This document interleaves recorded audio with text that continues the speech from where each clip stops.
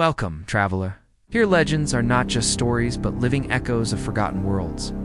Within these whispers, you will find kings and traitors, gods and monsters, war and destiny.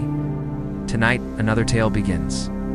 The road was hard and long, stretching endlessly between fields of brown and gray.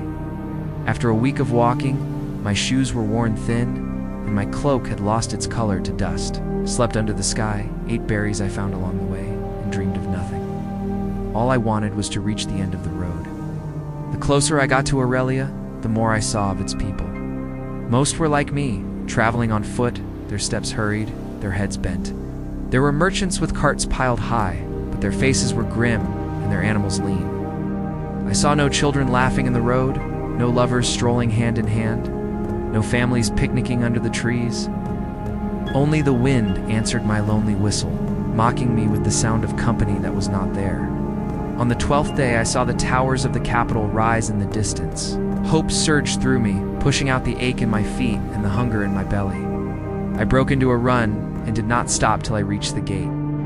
I had expected soldiers, even a challenge, but no one paid me any heed. They barely glanced at me as I passed. The city was eerily silent. Inside, the once grand entrance was a shadow of its former self. Tattered banners hung limply from the walls. The cobblestones were cracked and stained. The guards looked as bored as statues. As I walked through, the silence pressed in on me, broken only by the pounding of my own heart. Everything here was tinged with decay, as if the very stones were weeping. Silent tears. I wandered past empty stalls, shuttered shops, and buildings with roofs caved in. It was as if someone had snuffed out the life of the city with a careless flick of their finger. A chill wind snaked through the crumbling walls, carrying the scent of rot and despair. My breath hitched in my throat. Was this really the legendary Aurelia? Where were the bustling crowds, the vibrant markets, the proud soldiers? Had the kingdom truly fallen so low? The sight of the royal keep brought a surge of anger. How could such splendor be allowed to crumble? What had become of the pride, the ambition, the heart of the kingdom? I tightened my grip on my dagger, my knuckles white against the worn blade. Then I noticed them. The Crimson Watch, their numbers too thin to fill the courtyard, their armor dull and dented. Their once bright crimson banners hung like funeral shrouds, flapping listlessly in the breeze. In the center stood the eternal flame. But as I approached, my heart sank. Its flickering light was weak and wan, failing to pierce the gloom. This was no reassuring beacon. It was a dying ember barely clinging to existence. The sight ignited a spark of defiance within me. If the flame could endure this way, so could I. I was no prince or knight, yet something compelled me to protect this sacred relic, this fading symbol of a dying kingdom. As the last rays of sunlight dipped below the horizon, I settled down near the entrance, hugging my knees to my chest, watching the dying light. The night was colder than I'd known before. With no breath to warm the frigid air, I pulled my cloak tighter. It offered little comfort. Sleep was impossible, and I spent the hours listening to the wind-weaving tales of sorrow through the crumbling stones. Just before dawn, a figure emerged from the darkness.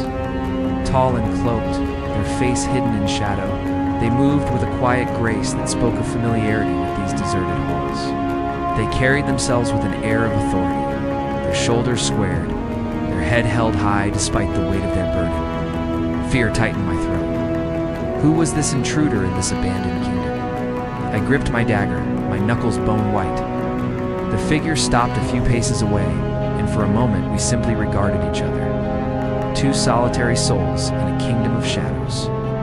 Then the figure spoke, their voice low and resonant, echoing in the vast emptiness of the hall. "You should not be here," they said, their words precise, leaving no room for argument.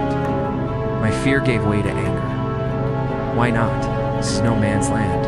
Anyone can walk its streets. The figure took a step closer, and I instinctively backed away, my eyes never leaving theirs. "You are trespassing heretical, and I am sworn to defend this sacred ground." Their hand rested on the hilt of a sword I hadn't noticed before, and I knew I was outmatched. But defiance burned in my chest. You and what army? Where are the soldiers of this great kingdom? The figure remained motionless, their gaze unwavering. Where indeed? I scoffed. gesturing to the silent city around us. Is this what's left of Aurelia's glory? A crumbling husk guarded by ghosts? The figure took another step, and the faint light from the eternal flame glinted off their eyes, revealing their face. It was a woman, her features sharp and strong, framed by a mane of fiery red hair. Her gaze was unwavering, her expression resolute. "Do not mock what you do not understand," she said, her voice ringing with power. "And do not presume to question my authority. I am Lyria of the Crimson Guard, and I demand that you leave this city at once. Leave. Why should I? You have nothing to offer but shadows and ashes." She drew her sword, the motion fluid, deadly. "Then leave so that I may extinguish your insolence along with the dying embers of this cursed kingdom." My blood ran cold. So this was the fabled Crimson Guard, ruthless, unyielding, loyal to a kingdom that had all but surrendered to its fate. But something in the warrior's eyes sparked my curiosity. Was there more to this kingdom's demise than met the eye? Did the eternal flame hold secrets beyond its fading light? I decided to stay. Lyria unsheathed her sword. "Are you mad?" she snapped. "What do you seek here? Gold, jewels, maybe a chance to die by my blade defending this forsaken kingdom?" "Neither," I said, meeting her furious gaze. "I stay because I have hope that Aurelia is not truly finished. The flame will burn brightly once more, and that this kingdom can be more than a memory. And if you truly believe otherwise, then perhaps you should let me die here. If death is all that awaits us, then why not add another soul to this desolate city? Let's end this farce together." Lyria lowered her sword slightly, surprise flickering across her features. Never in her years of service had she encountered such audacity, such reckless idealism. Here was a youth who sought not to plunder the ruins of Aurelia, but to resurrect its spirit. Such fervor both intrigued and unsettled her. Could this stranger see something she and her kind had missed all these years? Did he truly believe in the resurrection of a kingdom that had surrendered to its fate? Intrigue warred with suspicion in her heart. For a moment they stood, locked in a silent battle of wills. Then Lyria finally spoke. "You are mad," she said, amusement softening her tone, "but perhaps your madness has a grain of truth in it. Very well, I shall make you a proposition. Stay if you wish, but do not expect me to shield you from those who would plunder the ruins of our kingdom. If you seek the truth behind the eternal flame, then find it. But do not presume to touch it unless you wish to hasten its demise." With that, she turned and strode away, her crimson cloak billowing behind her like a wounded bird. My gaze lingered on her back, a warrior burdened by duty, her spirit unbroken though her kingdom had crumbled. I realized then that my journey was just beginning. If I wanted to uncover the truth of the eternal flame, I would have to navigate not only the physical ruins of Aurelia, but the emotional and spiritual ruin that threatened to consume its people. The task seemed daunting, yet a sense of purpose warmed me from the inside out, chasing away the chill of the night. The kingdom may have fallen, but I would not rest until I knew why. If the halls of Aurelia's royal citadel once sang with the music of life, now they whispered only in sighs and hollow echoes. My footsteps sounded loud, too loud against the marble floors as I made my way toward the High Council chamber. There was a time when sunlight streamed through stained glass windows in golden hues, painting the walls with colors that danced to the rhythm of the kingdom's prosperity. Now, those same windows were cracked, their colors faded like the memory of a half-forgotten dream. The air was heavy with dust and the faint scent of burning wood smoke from the southern villages, no doubt. Rumors of bandits, mercenaries, and foreign raiders had been growing louder over the past months, and each new report reached the capital like a shadow stretching toward the heart of our realm. I remember as a boy sitting in this very hall at my father's side. He was a man of towering presence, his voice warm yet unyielding, his eyes always carrying a glint of both caution and hope. He believed in Aurelian, just in its armies and gold, but in its people. He would listen to farmers as attentively as he would to generals. I often wondered if that was why they loved him, why they mourned him so fiercely when the plague took him. Since his passing, the kingdom had been ruled by my elder brother, King Aldrin. Where father's reign had been built on trust, Aldrin's was forged in suspicion. He surrounded himself with advisors whose loyalty could be bought with coin, and generals whose swords answered only to the highest bidder. His policies kept the treasury brimming for a time, but they drained the soul of the realm. and now that gold was nearly gone. The High Council chamber was dimly lit when I entered. A fire crackled weakly in the hearth, its flames casting long shadows across the stone walls. 6 figures sat around the great table, their faces half hidden in the flicker. Aldrin sat at the head, his crown slightly askew, his expression one of thinly veiled irritation. "We're late, brother," he said, without looking directly at me. "I came as quickly as I could," I replied, taking my seat. The council's voices murmured like restless bees. Lord Herrick, ever the opportunist, leaned forward. "Eastern borders have seen increased movement from the Varish clans. If we do not send reinforcements, they will overrun the trade routes by winter." "Reinforcements cost coin," Aldrin snapped. "Coin we do not have. Unless one of you can conjure gold from the air, I suggest we speak of matters we can afford to address." The others fell silent. I felt the familiar frustration rise in my chest. If the borders fall, no trade will reach us at all. The cost will be far greater than coin. Aldrin's gaze finally met mine, cold and sharp. "And what would you have us do? Empty the royal vaults for a skirmish that may never come?" "It will come," I said quietly. "It's already here, just not yet at our gates." He said nothing, but the smirk at the corner of his mouth told me he had already dismissed my words. I had learned long ago that to argue further was to feed his pride, not to win his reason. That night, I walked the ramparts alone. The city below was a patchwork of dim lanterns and quiet streets. Somewhere in the darkness, the people still laughed, still loved, still hoped. But their voices were few, and their laughter carried a note of desperation, like the last candle flickering before it dies. I found myself at the old watchtower, a place I had often visited as a child. From there, one could see the river winding its silver path toward the horizon. And beyond that, the shadow of the eastern mountains. Somewhere past those mountains lay the Varish clans. Nomads, warriors, traders, once they had been our allies. Now, they were strangers to us, their faces masked by the fog of war and resentment. As I stood there, the wind cold against my face, I heard the faint clang of the city's eastern gate closing for the night. It was a sound I had heard countless times before, yet tonight it felt final, as though the city were shutting itself away from the world for good. And then I saw it. Far in the distance, beyond the river's curve, a flicker of light where there should have been none. A campfire. Then another. And another. Like stars falling to earth, each one glowed against the blackness. A silent signal of movement, of presence. The Varish were not just near, they were here. I turned from the sight, my mind already racing. The council would not act, Aldrin would not listen. That left only me. And so began the plan that would change everything. I would need Eliza, the kind that sat in gilded chairs. But those who still believed in Aurelia's heart. I thought of the old knights retired to their farms, merchants who had once thrived under father's fair trade laws, of the common folk whose faith had not yet withered. If the kingdom's soul was to be saved, it would not be from the throne, it would be from the ground up. The night air grew colder, and the campfires in the distance flickered like eyes watching me. I clenched my hands into fists, not from fear, but from resolve.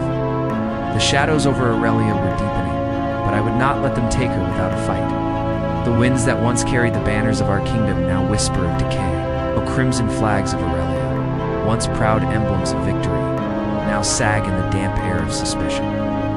Even the stones of the citadel seemed to tremble with secrets. I, Aldrich, heir of a fractured crown, walk these marble corridors with a heart weighed by doubt. For I no longer know whose footsteps echo beside me in loyalty, and whose in betrayal.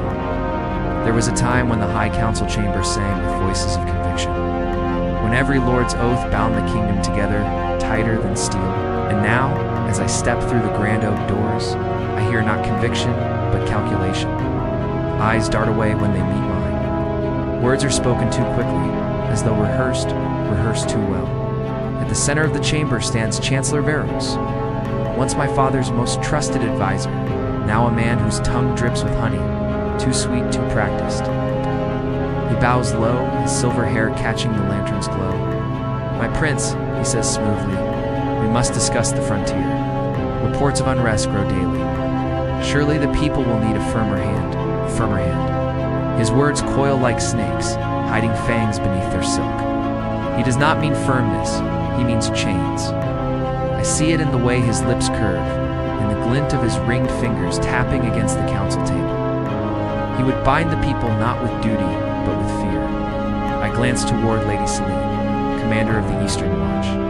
Her armor is polished, yet her eyes are clouded with unease. She once laughed freely in the barracks, but laughter has been silenced here, smothered by the suffocating cloak of suspicion.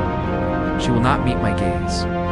Unrest, I finally answer, or dissent against injustice. The chamber falls silent, heavy as lead. Veros' smile remains, but it hardens, and I know then that I've struck a wound. For in Aurelia, unrest is no longer the voice of rebels. It is the voice of truth. That night, I wander the torchlit halls of the Citadel. Each flame sputters against the drafts that snake through ancient cracks. The stone remembers things it should not, the whispers of conspiracies, the cries of prisoners silenced in dungeons below. My footsteps echo like accusations. I pause at the stained glass window overlooking the courtyard. Their shadows gather in knots of 3 or 4. Soldiers speak in low voices, their eyes scanning the walls for ears they cannot see. Even the guards fear the air as though the very night conspires to listen. I remember my father's words. Trust is a crown's sharpest jewel, Aldrich. Guard it well, for once it is cracked, the kingdom bleeds. But trust bleeds from Aurelia now. Every face hides a mask, every oath hides a dagger. At dawn, a messenger arrives from the western frontier, his horse foaming, his cloak torn. He kneels, clutching a scroll sealed in blood-red wax. The seal is broken. Someone has read it before me. I feel the chill before I even unroll the parchment. The words speak of villages burned, not by raiders, but by Aurelia's own soldiers. They march not in defense of the crown, but in service to another master. A shadowed banner rises in the west one I know belongs not to foreign enemies, but to traitors born of our own blood. When I confront Veros in council, he feigns ignorance. Surely, my prince, these reports are exaggerated. Farmers are prone to panic. A few flames, and they claim the world is ending. But I see the flicker in his eyes, the quick tightening of his jaw. He knows. Perhaps he ordered it. And suddenly, the betrayal is no longer a whisper. It is a storm. I seek solace in the chapel, though the gods have long been silent. Candles flicker across the carved faces of saints who once blessed Aurelia with prosperity. Their stone eyes now watch me with pity, as if they too know the truth, that faith cannot mend what treachery has torn. There Lady Celine finds me. She closes the chapel doors and kneels, not in prayer, but in desperation. "My prince," she whispers, "the eastern garrisons are restless. Supplies meant for the soldiers never arrive. Instead, they vanish into Veros's coffers. If this continues, the frontier will collapse. Words confirm my fears. Veros does not seek to defend Aurelia, seeks to weaken it, to let it rot from within, until only he remains strong enough to rule its corpse. I grasp her shoulder. "Swear to me, Celine. Swear that your sword is mine, and not his." Tears glimmer in her eyes, but she nods. "Until my last breath, I am yours." And yet, even as I hear her vow, I feel the shadow of doubt. For in these days, even oaths may be forged of lies. The weeks that follow unravel like a noose around my throat. Reports of betrayal multiply. A border fort abandoned, a treasury emptied. A loyal knight found dead in his chamber, with no trace of struggle. Whispers say he poisoned himself out of shame. I know better. Poison is the weapon of cowards. The noose tightens further when I discover letters hidden beneath my father's old throne letters marked with Veros' seal. Speaking of promises to foreign kings, promises of land in exchange for their silence. Betrayal, not just of me, but of Aurelia itself. The breaking point comes when the bells of the citadel toll thrice in the dead of night. An alarm. I rush to the battlements to see flames rising from the granaries. Fire devours the stores that would feed the kingdom through winter. Soldiers scramble like ants, their shouts drowning in the roar of burning wheat. And there, on the far side of the courtyard, I see him, Veros, cloaked in shadow, slipping away with a retinue of armored men. Not fleeing, leading. The truth sears me like the fire below. Aurelius' doom is not the work of foreign enemies. It is the work of its own chancellor. I raise my sword, the steel catching firelight, and swear aloud, by my blood, by my crown, by the ashes of my father, will not let Aurelia fall to traitors. I will carve loyalty from treachery, even if it costs me my soul. The wind howls, carrying embers into the night. The kingdom trembles on the edge of ruin.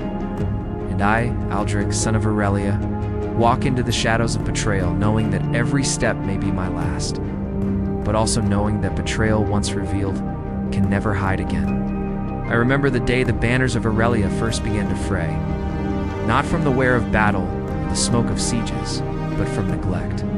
The threads loosened in silence, as if our kingdom's strength was unraveling stitch by stitch.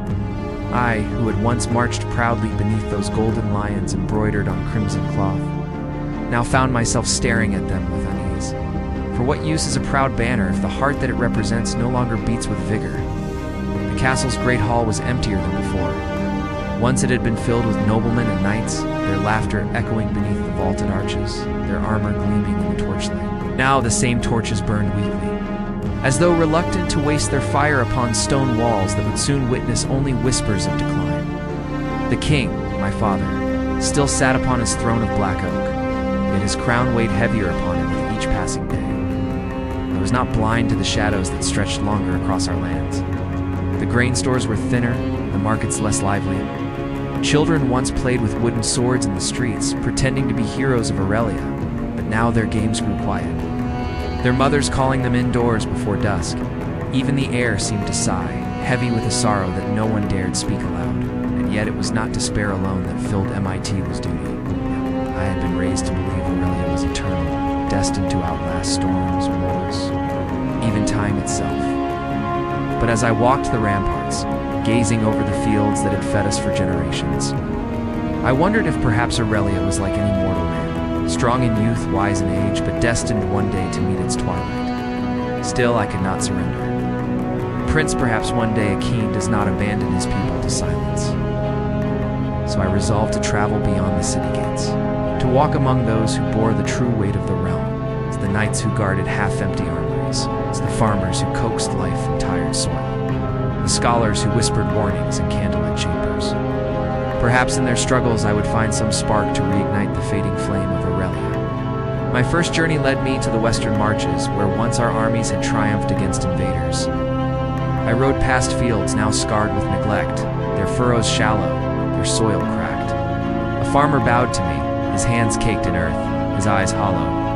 "My lord," he said, voice low, "the land gives less each year. Pray to the old gods, but the rains are fickle. Will the crown send help?" What could I say? The promised aid would be to lie, for the treasury itself groaned with emptiness, and to remain silent was cruelty. I dismounted, knelt, and took his hands in mine. "Leah does not forget you," I whispered, though even as I spoke the words, I feared they rang hollow. As I journeyed further, I encountered soldiers whose armor bore more rust than polish. They still saluted with pride. Yet I could see how hunger thinned their cheeks, how despair dulled their eyes. They spoke of bandits prowling the forests of villages left undefended, of garrisons without pay. One veteran, scarred from old wars, grasped my arm and said, "We fought for a crown that once filled our hearts. Tell me, my prince, is that crown still worth the blood?" His question haunted me long after I returned to the capital, for how could I demand loyalty when the kingdom itself seemed to falter? Yet Aurelia was not only its armies, nor its gold, nor its crops. Aurelia was a story, a tale told across generations, of a realm that rose from stone and iron, of kings who defied darkness, of a people who endured. If the story ended, then the kingdom would end as well. And so I vowed to keep the tale alive, even if it meant walking paths I had never dared tread before. The twilight of Aurelia had come. Twilight is not yet night. The council chamber smelled of dust and parchment. Scrolls lay stacked like bones upon the long table, their seals broken, their ink faded. I sat among men who once commanded nations with their words. Now their voices wavered like old timbers in the wind. Chancellor Meravin, whose beard was white as frost, unrolled a map of Aurelia. His trembling finger traced the borders once guarded by mighty fortresses. "Here," he croaked, Bandits ride unchallenged. Here, mercenaries take coin from our neighbors to harry our roads, and here his hand paused at the eastern border. Our ancient rival Volmora gathers steel. Their armies swell while ours wither. The words fell heavy upon us all. My father, the king, shifted uneasily upon his throne. His eyes, once bright as firelit steel, seemed clouded by weariness. He spoke little these days, preferring to let his council debate in circles, like wolves chasing their own tails. I listened, though my heart stirred with impatience. Every word was an echo of truths I already knew. The kingdom faltered. Our enemies grew bold, and still we argued. At last I rose. Aurelia cannot be saved by parchment alone, I declared. If we remain within these stone walls, debating while our people starve and our soldiers scatter, then the twilight you speak of will become night. We must act swiftly, boldly. If the coffers are empty, then let us win the hearts of our people. If our armies are weak, then let us remind them why Aurelia is worth fighting for. A silence followed. Some stared at me with hope, others with fear, and a few with scorn. Duke Harland, ever the cynic, sneered. Fine words from a prince who has never bled upon a battlefield. Do you think courage alone can feed the hungry? Will your speeches sharpen the rusted swords of our soldiers? Words are smoke, boy. Aurelia needs gold, steel, and men. His contempt stung, but I did not falter. I'd seen the weary faces of farmers, the hollow eyes of soldiers. They did not crave gold alone, they craved meaning. They needed to believe that Aurelia was still theirs to defend. I will ride to the frontier, I said firmly. I will speak with the soldiers who still bear our banners, with the villages that still call themselves Aurelians. If they see that their prince has not abandoned them, perhaps they will stand once more. Not. Then perhaps Aurelia was never as strong as we believed. My father's gaze met mine at last. For a long moment, he said nothing. Then slowly he nodded. Go then, my son. Seek what remains of our strength. But no, this twilight is a treacherous hour. In the fading light, friend and foe alike may wear the same face. With those words, my path was set. I departed within a fortnight, accompanied by only a small retinue. To ride with too many would be to strip the capital of what few guards remained. Better to travel humbly, to see the land as it truly was. The road wound through valleys where autumn leaves clung stubbornly to the branches, their colors rich but fading much like Aurelia itself. Villages greeted us with cautious eyes. Some bowed, though their voices were hushed. Others looked upon us with bitterness, muttering of taxes too heavy, of promises unkept. In one hamlet, a mother pressed her child behind her skirts as we approached. Why come now? She demanded. Where were you when wolves took our sheep? When bandits burned our barns? The crown sits far away, safe in its stone keep, while we bleed alone. Her words pierced deeper than any sword. I wished I could promise her safety, gold, soldiers. But such promises would be lies. Instead, I bowed low and said only, you are right. The crown has failed you, but I will not. Whether she believed me, I cannot say. Further along the road, we passed a field where once a great battle had been fought. The stones still bore scars of fire. Broken blades jutted from the soil like weeds. My nights grew uneasy, for the air itself seemed haunted. Yet to me, the field was a lesson. Kingdoms do not fall in an instant. They fall piece by piece, and the silence after battles are forgotten. By the time we reached the frontier, winter's breath had begun to creep across the land. The garrison at Fort Ironwood welcomed us with cheers, though the cheer was brittle, born more of duty than joy. Their captain, Sir Aldrich, was a man of broad shoulders and weary eyes. He clasped my hand firmly, yet I felt the tremor in his grip. We hold, my prince, he said. But each season, fewer men remain. Some desert, some starve. And still we wait for aid that never comes. If Volmora marches, we will fall in a week. I walked the ramparts with him, gazing out toward the misty hills where our enemies gathered unseen. The walls were cracked, the armory sparse, yet the men still stood. Their banners still flew, and I knew then that Aurelia's hope was not yet dead. Hold a little longer, I told them. I will not let Aurelia fade into shadow. I swear it by my blood. Whether that oath was courage or folly, only time would tell. Only time would tell. The nights at Fort Ironwood were long and bitter. The wind howled through the cracks in the walls, carrying with it the scent of smoke from distant villages. Every torch we lit seemed to tremble as if afraid of the darkness that pressed so heavily around us. I made it my duty to walk among the soldiers each night. They greeted me with weary smiles, offering what little warmth their campfires could spare. They told me stories of farms left untended, of children gone hungry, of comrades who had vanished into the forest, never to return. Still, despite it all, they stood their posts. One evening, as snow began to fall in soft flakes, I found Sir Aldrich sharpening his sword by the fire. His armor was dented, his cloak patched, yet his eyes burned with an unyielding flame. "My prince," he said, without looking up, "I have fought for Aurelia all my life. I would die for her gladly. But tell me this, what are we fighting for now? The people whisper that the crown is broken, the court corrupt. They say Aurelia is already lost." His words were heavy with sorrow, but they were not wrong. I sat beside him, staring into the flames. "We fight," I said slowly, "because if we surrender now, then those whispers become truth. Aurelia is not stone, nor gold, nor parchment.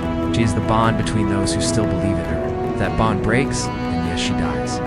But if even a handful of us hold fast, then she endures." Aldrich studied me for a long moment, then gave a grim nod. "Then let us endure." Days turned to weeks. Winter thickened its grip, provisions dwindled, and morale waned. Yet as we patrolled the border, word of my presence spread. Villagers came to the fort, bringing what little they could spare bread. Wool, even a single hen carried proudly by a boy no older than 10. "Take her, my prince," the boy said, his cheeks flushed with cold. "She lays strong eggs. May she keep your men strong too," the men laughed. A rare sound in those bleak days.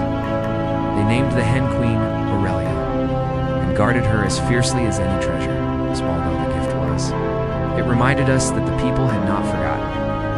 But hope is fragile, and enemies sense weakness. It was on a gray dawn that the first raid came. Valmora's scouts slipped across the border like shadows, striking at an outlying village. By the time word reached us, homes were burning. We rode hard, my blood pounding with fury. Yet we arrived too late to save all. Bodies lay in the snow, smoke curling into the sky like black claws. Among the survivors was a girl clutching her little brother, her face streaked with ash. She looked at me with eyes too old for her years. "Why do you come now?" she whispered. "Where were you when they took everything?" The words echoed the mother's from before, but this time I could not bow in silence. I knelt before her and swore, "I will not let this happen again. By my life, I swear it." From that day, we could no longer wait. We struck back. Small though our numbers were, we knew the land better than Valmora's raiders, set ambushes in the forests, traps along the mountain paths. At night, we struck their camps, scattering them before they could gather strength. I rode at the front, sword in hand, for how could I ask others to bleed if I did not? The first time I cut down an enemy, the weight of it nearly crushed me, the shock in his eyes, the warmth of blood upon snow. But war is merciless. By the second battle, my hand no longer trembled. By the third, I had learned to silence my grief until the night. The soldiers began to chant my name as we rode. For Aurelia, for the prince, their voices carried over the hills, fierce and defiant. For the first time, I felt not only like a son of the crown, but a leader of men. And yet, with each skirmish, I knew the truth. Valmora's strength was vast. These raids were but the testing of a blade before the true strike. When their armies came, we could not hope to stand alone. One evening, as the snow melted into slush, a rider arrived at Fort Ironwood. His horse was foam-flecked, his cloak torn. He bore the seal of the royal court. I broke the wax and read the message by torchlight. My hands tightened as the words burned into me. The king is gravely ill. The court fractures. Some whisper of surrender. Others speak of civil war. Return at once, lest Aurelia fall not by foreign hands, but by her own. The parchment shook in my grasp. My father wrote. Though I had seen his strength fading, I had not believed it could come to this. And the court, its vipers in fine robes, ready to feast upon a dying crown. Sir Aldrich saw the shadow in my face. What does it say? I closed my fist around the parchment. It says our battle is not only here at the border. Aurelia bleeds from within. Silence fell heavy, and Aldrich placed his hand upon my shoulder. Then you must go. We can hold the frontier a while longer, but if the throne falls, all we bleed for here will be dust. I looked upon the men, weary yet unbroken, and felt the weight of choice press upon me. To stay was to honor my oath to them. To leave was to honor my duty to Aurelia's heart. That night, as I gazed across the darkened hills, I whispered to the wind, "How does one save a kingdom crumbling from both without and within?" No answer came, only the distant howl of wolves hungering in the night. The journey back to the capital was a blur of frozen rivers, snow-laden forests, and the steady pounding of hooves. Each mile carried me farther from the border I had sworn to defend, yet deeper into the heart of Aurelia's unraveling. The air itself seemed heavy with dread, as if the land mourned what awaited. When at last the spires of the capital rose before me, they no longer gleamed as they once had. Smoke hung over the city. The markets bustled, but with an anxious, brittle energy. Guards at the gates whispered behind their helms, their armor unpolished, their eyes hollow from too many sleepless nights. Within the palace, the change was starker still. Once, its halls had echoed with music and laughter. They were hushed corridors of suspicion. Courtiers drifted like specters, speaking in half-sentences, glancing over shoulders. The scent of incense could not mask the rot of fear. At my father's chamber, I hesitated before pushing open the door. Inside, the king, once a towering figure who had commanded armies and bent nobles to his will, with a word lay frail beneath heavy blankets. His beard was white, his skin waxen, his breath rattled like dry leaves in the wind. "Father," my voice cracked. I knelt at his bedside, his eyes opened slowly, clouded yet still piercing.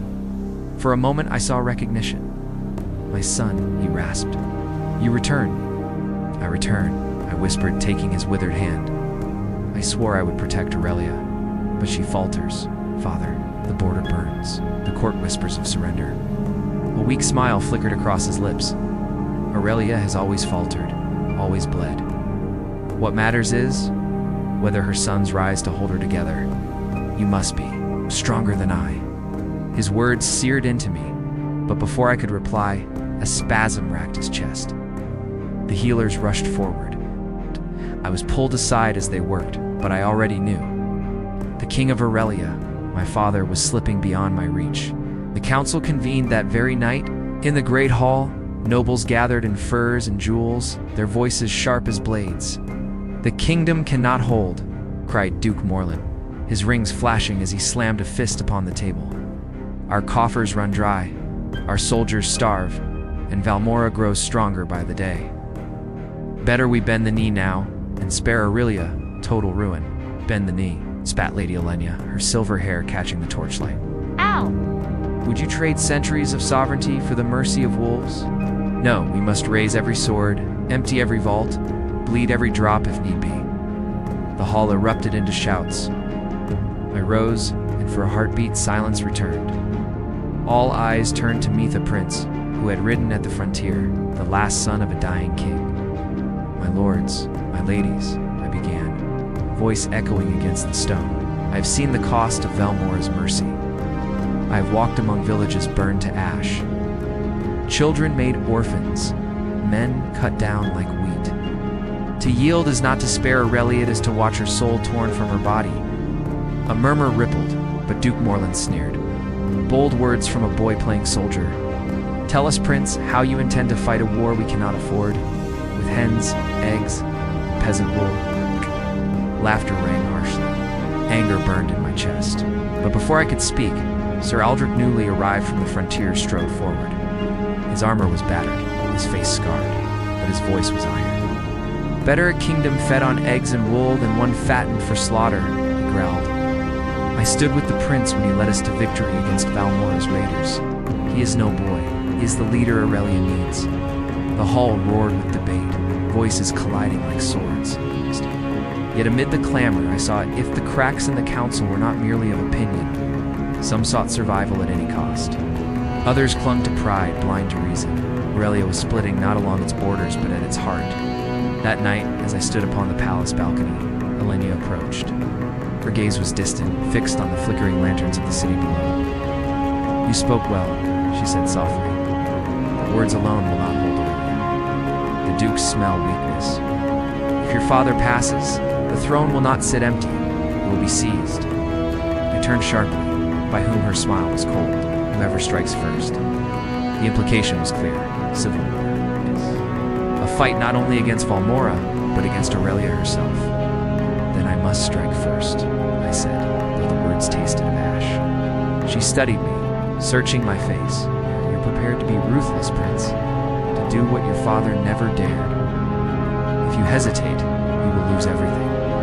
I could not answer, for though I longed to save Aurelia, I feared what I might become to do so. The days blurred with council intrigues, secret alliances, veiled threats. My father's breath grew weaker, and in the shadows of the capital, rumors spread of assassins and plots, of a prince too young to command. Then, one fateful dawn, the bells tolled. The king was dead. The city wept, but the council did not. They moved like vultures, circling the throne. In the great hall, voices rose in challenge, in defiance, in hunger for power. I stood before them, crown unclaimed upon the dais, and felt the weight of every eye. In that moment, I understood. Aurelia teetered upon the edge of twilight. If I faltered, she would fall not to Valmora, but to her own sons and daughters. I drew my father's sword, its steel glinting in the torchlight. My voice cut through the chaos. "Hear me. I am the last heir of Aurelia's crown.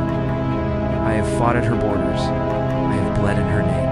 I will not see her torn apart by cowards and traitors. Swear your loyalty now, or stand revealed as her enemies, and face me as such."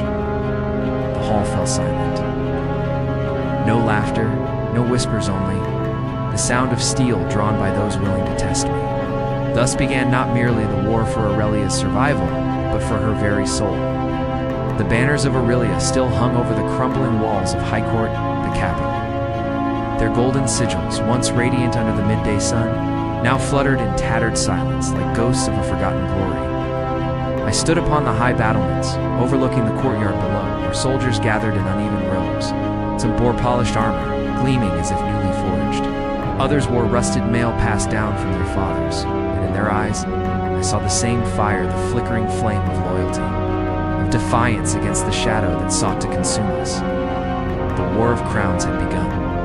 Rumors spread like wildfire. Morlund the usurper, once my most trusted friend, had crowned himself ruler in the eastern stronghold of Drakemont. His voice echoed across the land, declaring Aurelia weak, its throne ripe for the taking. Villages that once swore allegiance to our crown now marched under his banner, lured by promises of wealth, vengeance, and blood. I clenched my hand around the hilt of my sword. This blade had seen countless battles, but now it trembled in my grasp, not from fear, but from the heavy weight of choice. The fate of Aurelia rested upon my shoulders. "Your Grace," said Captain Edrin, bowing low before me. His armor bore fresh dents from recent skirmishes, and his beard was streaked with ash. "The men await your word. Shall we march to war?" I looked once more over the courtyard. Some soldiers sharpened blades on whetstones, sparks flying into the cold air. Others knelt in silent prayer, clutching pendants of faith. I felt the eyes of every man and woman upon me. Their lives, their families, their futures all hung upon my voice. Drawing a deep breath, I raised my sword high. The steel caught the pale light of dawn. Soldiers of Aurelia. My voice rang across the courtyard, louder than the clang of hammers and the murmur of prayer. The crown of our kingdom is threatened.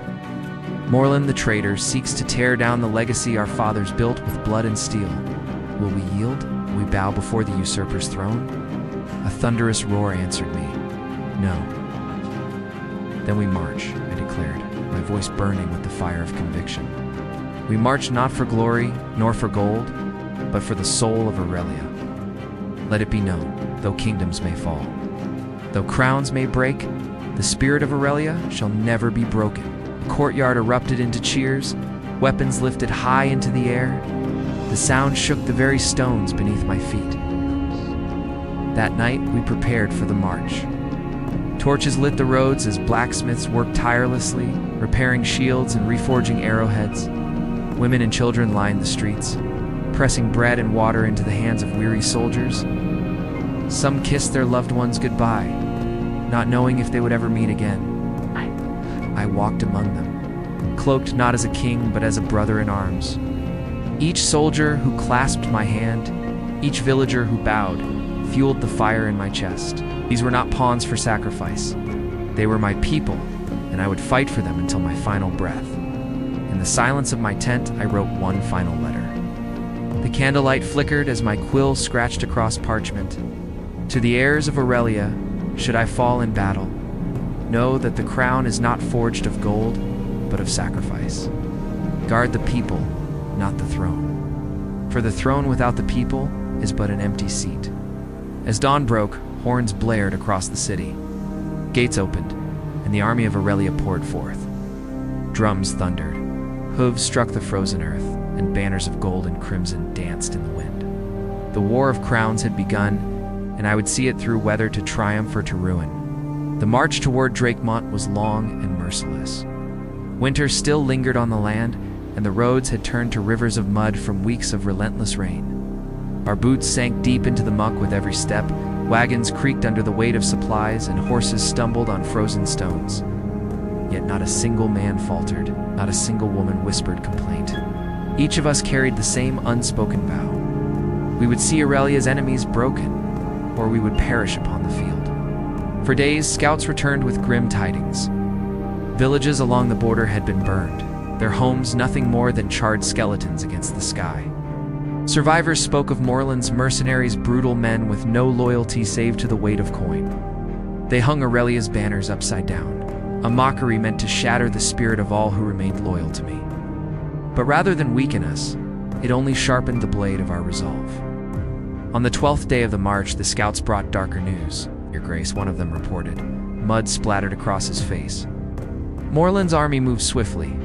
They've camped near the River Cray, not 2 days from here. They hold the bridge, will be cut off from the northern supply lines. I clenched my jaw. The River Cray was no ordinary stream, it was the lifeline of Aurelia, cutting across the heart of our kingdom. Whoever controlled the bridge would hold the fate of thousands. That night, beneath a sky heavy with storm clouds, I gathered my captains around a flickering map lit by torchlight. The crackle of fire mixed with the restless stamping of horses nearby. Captain Edrin slammed his fist on the table. We must strike first, Your Grace. If Morland fortifies the bridge, we'll never break through. The men are weary, yes, but they'll march into fire if you command it. General Kale, the oldest among us, shook his head. An open assault would be madness. The river's current is fierce, and Morland will expect us to attack. We must feint, draw him out, then crush his army on open ground. I listened, weighing their counsel against the silence in my heart. The choice was mine, and mine alone. At last I spoke. We march at dawn, I said. Not for glory, not for boldness, but because Aurelia cannot wait. If the river falls, the kingdom falls. We will take the bridge or die upon it. The council fell silent, then bowed their heads. The decision was made. At dawn, the sky cracked with thunder. Rain poured in sheets, soaking armor and banners alike. The River Cray swelled with fury, its waters dark as blood. Across the bridge, I saw the Morland's host, arrayed in cruel formation, its black banners whipped in the storm, and ranks of mercenaries stood shoulder to shoulder, their spears glinting like a wall of iron thorns. At their center rode Morland himself, clad in armor of obsidian steel, his crown a twisted mockery of Aurelia's golden sigil. Even from afar, I could feel his gaze pierce through the storm, burning with hatred that once had been brotherhood. I raised my sword high for Aurelia.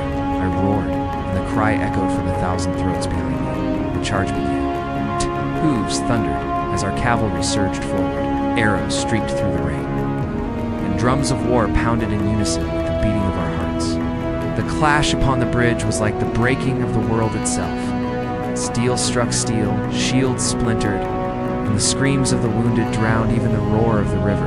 I fought at the front, my blade a streak of silver in the storm. Each strike, each parry, was not for my crown, but for the faces of my people children who deserved to laugh. Farmers who deserved to till their fields without fear. The enemy pressed hard, their numbers vast. Twice we were pushed back, twice the bridge seemed ready to break beneath the weight of corpses, but still we held. Still we fought through the chaos. I saw him. His black steed reared upon the far side of the bridge, and his voice bellowed above the storm. "Brother," he shouted, "yield the crown, and I will spare your people. Resist, and I will scatter their bones to the wind." My chest burned with rage. Once I had called him friend. Once I had shared bread and wine with him beneath the halls of High Court. Now he stood as the shadow that sought to unmake everything I loved. I lifted my sword, pointing it across the river. "Come take it, traitor," I cried. And with that, the bridge became a furnace of blood and fire. Arrows hissed, blades screamed, and the rain washed crimson across the stones. Men fell screaming into the current, their cries swallowed by the roaring waters. Still we fought. Still we held. By nightfall, neither side had yielded. The river claimed the bodies of the fallen, and the bridge stood slick with blood. Our army limped back to camp, battered but unbroken. Across the waters, Morland's host did the same. The first clash of the War of Crowns had ended not in victory, but in stalemate. Yet I knew this was only the beginning. For tomorrow, the storm would rise again. The rain did not cease for 3 days. Our camp at the riverbank became a mire of mud and misery, yet no man dared to abandon his post. Tents sagged beneath the weight of water, fires sputtered and died, and the wounded groaned endlessly through the night. Even so, none spoke of retreat. We had stood against Morland once, and would do so again. But war is not always decided by swords. Sometimes shadows strike deeper than steel. On the 4th night, as I walked the perimeter of the camp, a messenger slipped into my tent, bearing dire tidings. His hands trembled as he bowed. "Your Grace," he whispered, "a rider came under cover of darkness. He carried a letter sealed with the mark of Lord Vaynor." I froze. Lord Vaynor, Warden of the Southern Marches, sworn guardian of Aurelia since the days of my forefathers. He had feasted at my table, pledged loyalty with wine upon his lips. To hear his name whispered in secrecy filled me with unease. I broke the seal and read. My heart sank. The letter spoke of betrayal. Vaynor had sworn fealty to Morland, declaring me a usurper unworthy of the crown. Worse still, he had opened the gates of Southreach to Morland's army, granting them safe passage into the heart of Aurelia.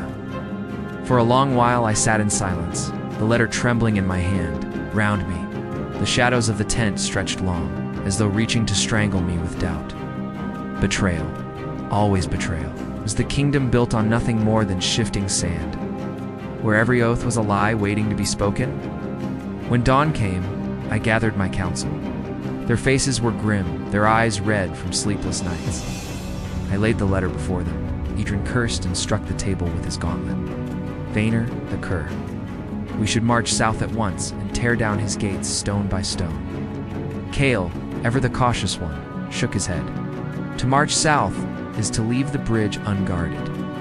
Morland waits for such folly. If we split our forces, we invite ruin. My heart wavered.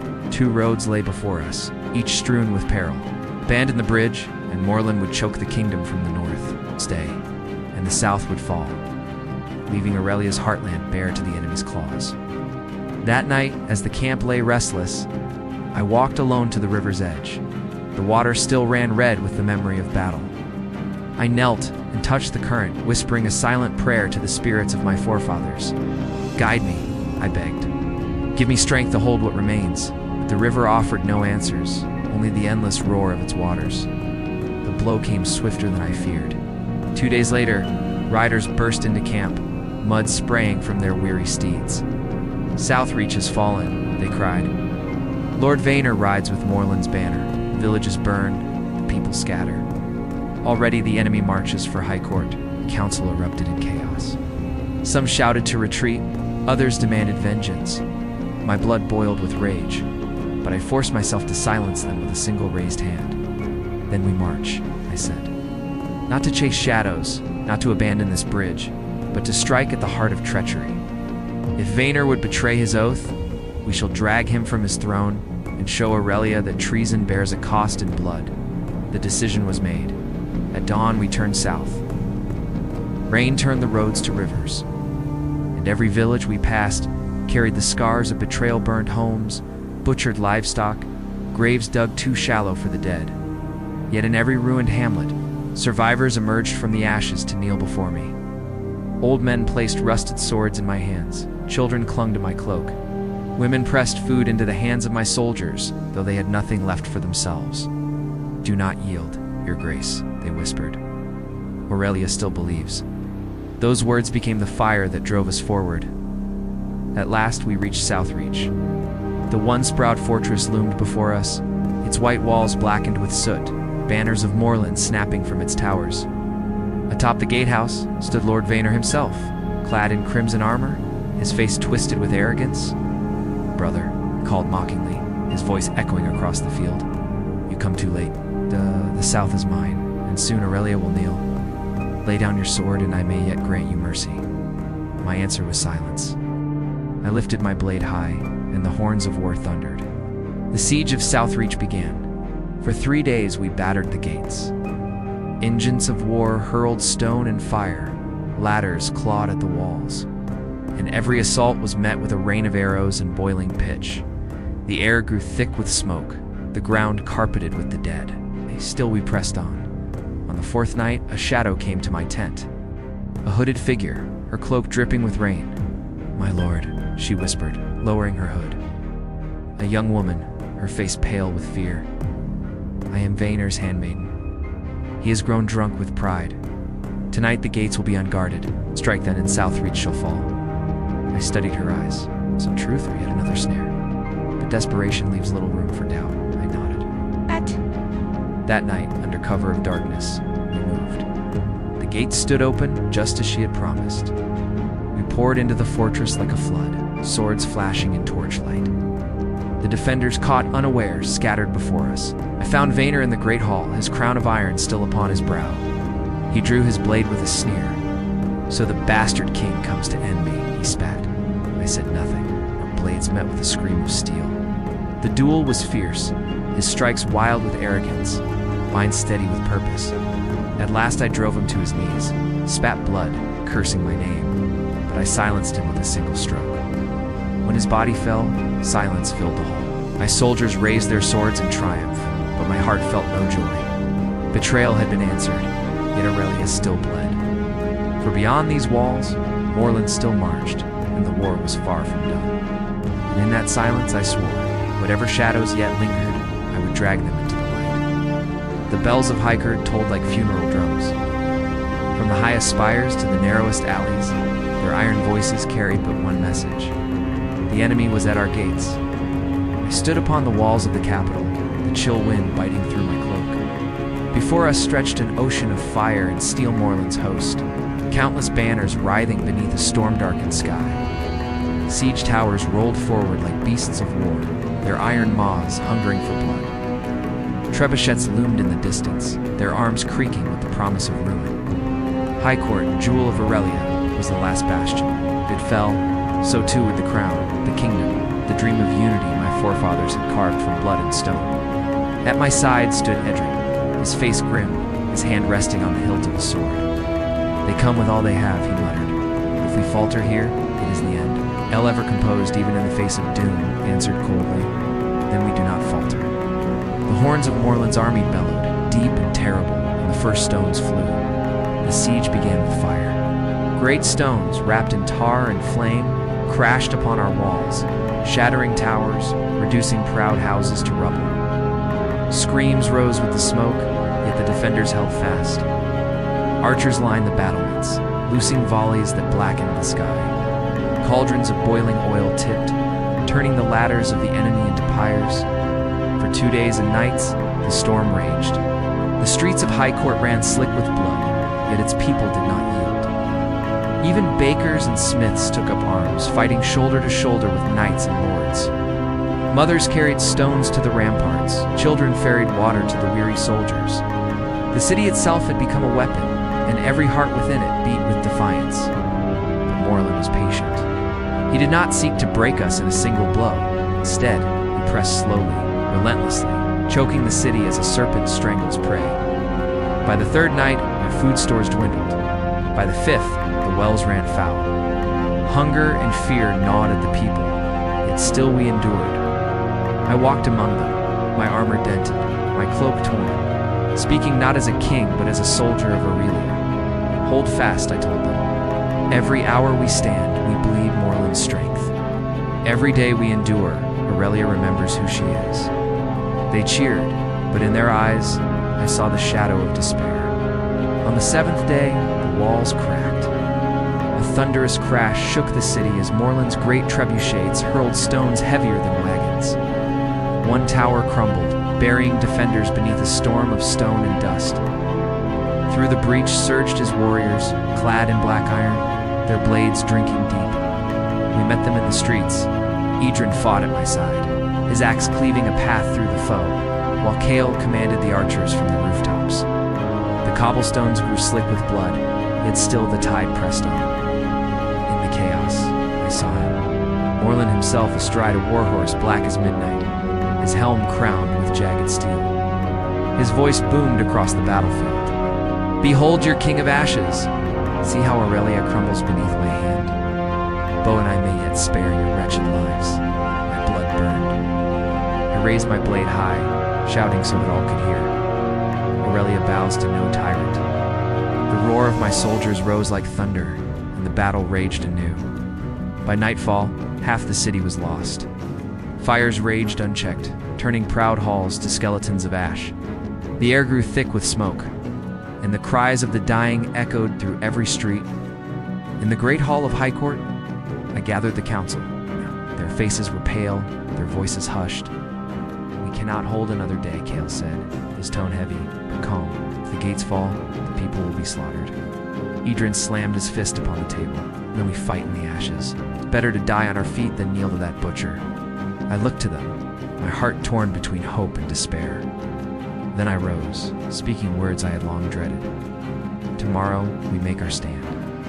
If Aurelia is to die, let her die in fire and fury, so that the world remembers her defiance for all time." Silence followed, broken only by the crackle of flames outside the hall. Dawn broke upon the final day. The city lay in ruins, its streets choked with smoke and rubble. Yet upon the walls, the banner of Aurelia still flew, tattered but unbroken. Morland's army advanced in silence, their ranks endless, their siege towers looming like mountains of iron. I stood upon the breach, sword in hand, my armor stained with the blood of 100 battles. Around me gathered those who remained knights, peasants, children grown too old in a single week of war. Their eyes burned not with fear, but with a fire I had never seen before. The horns of Aurelia sounded one last time. With a roar, we charged. Steel met steel, flesh met flame. The streets became rivers of blood, the air a storm of screams and smoke. I lost sight of Edrin in the press, though his war cry still thundered above the din. Kel's arrows rained from the rooftops until the shadows swallowed him whole. And then, through the chaos, I found Morland. He stood amidst the ruins, his blade black as night, his eyes burning with cruel triumph. Our gazes locked, and I knew. This was the moment upon which all of Aurelia's fate balanced. We clashed, the sound of our swords echoing like thunder. His strength was monstrous, each blow threatening to shatter my bones. Yet I fought with more than steel. I fought with every oath sworn by my people, every sacrifice made upon these burning streets.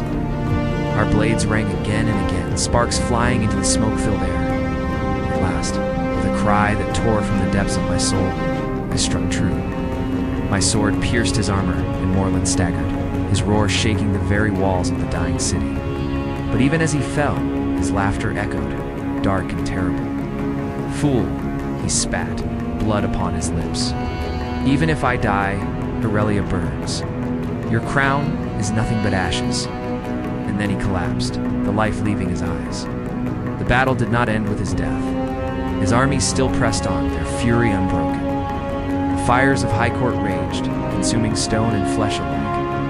I do not know how long I fought. Hours, perhaps days, lost in the storm of blood and steel. But when at last the horns fell silent, and the fires dimmed to embers, I stood amidst the ruins of my city. High Court had fallen.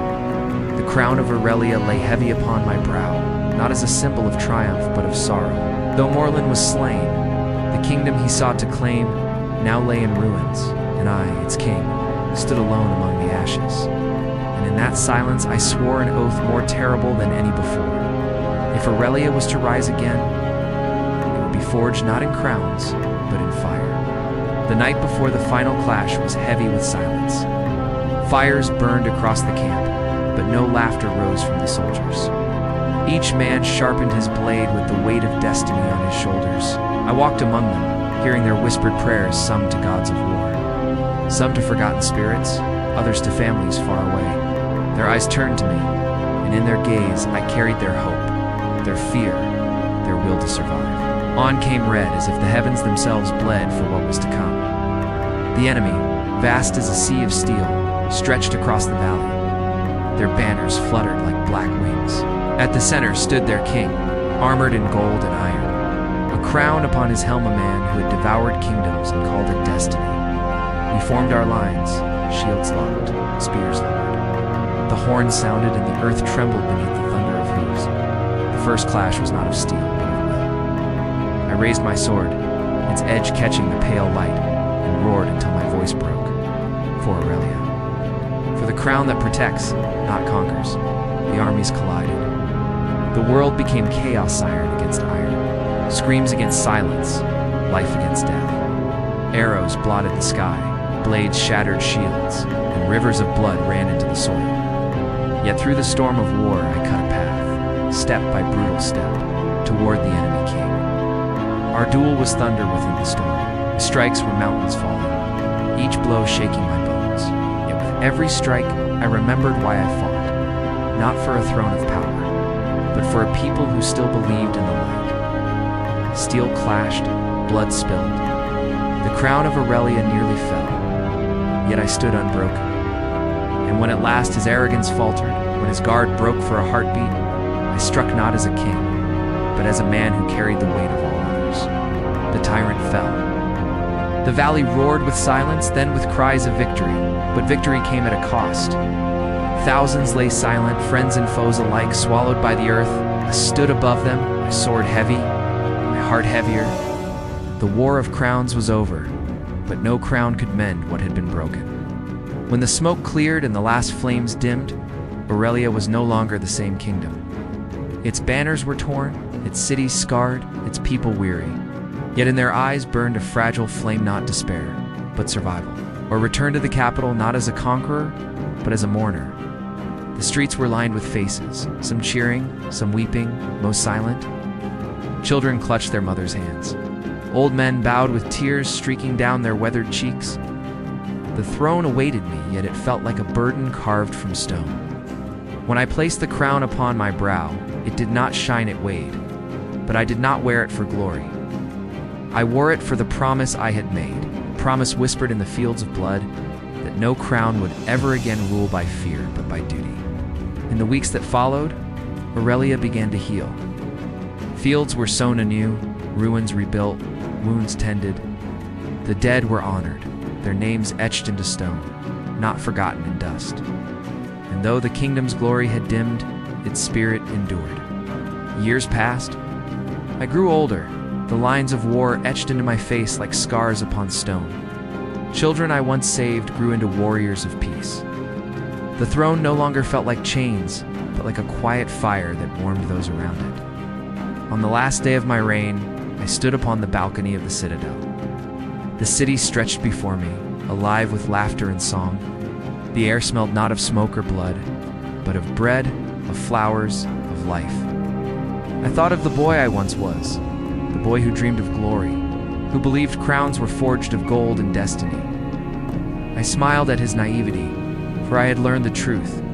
Crowns are forged of sacrifice, of choices that wound and heal alike. As the sun set, I removed the crown from my head and placed it upon the stone table, leaving it for the next hand not as a symbol of power, but as a reminder. I whispered to the empty hall, "Let Aurelia endure, but no king forget." And so ended my tale, not with triumph nor despair, but with the quiet truth that kingdoms, like men, are fragile, and that fragility lies their beauty.